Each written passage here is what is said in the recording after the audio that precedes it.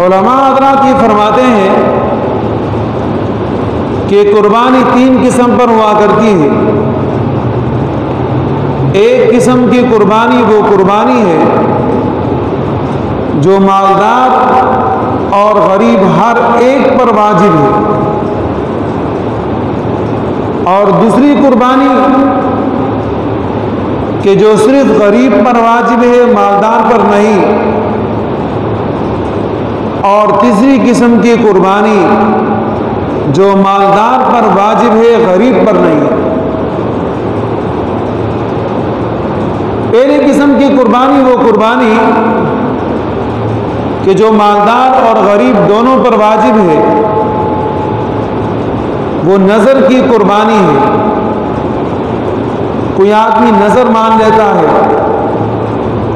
कि अल्लाह मेरा अगर फला काम हो जाए तो मैं कुर्बानी करूंगा, ये नज़र की कुर्बानी है।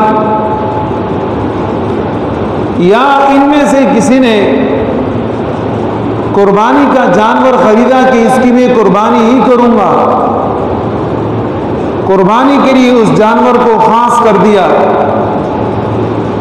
तो कुर्बानी इनके ऊपर वाजिब हो जाएगी। या किसी आदमी ने कोई कफारा का मामला किया है तो उस सूरत में भी इन हजरात के ऊपर कुर्बानी करना वाजिब है। तो ये वो कुर्बानी है जो मालदार और गरीब दोनों पर लाजिम है।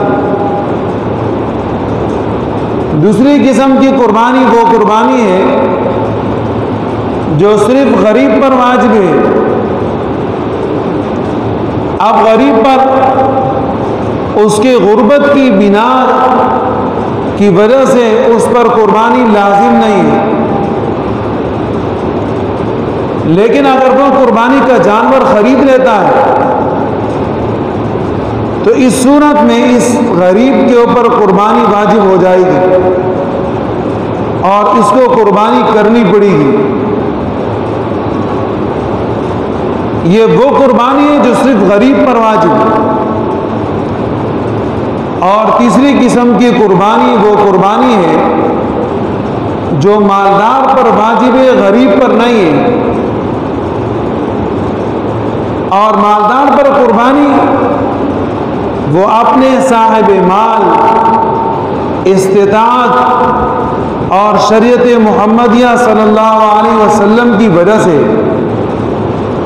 अल्लाह रब्बुल इज़्ज़त ने उनको माल अता फरमाया, साहिब माल है, तो उन पर कुर्बानी करना वैसे भी वाजिब है और वो कुर्बानी उन्होंने करनी ही है।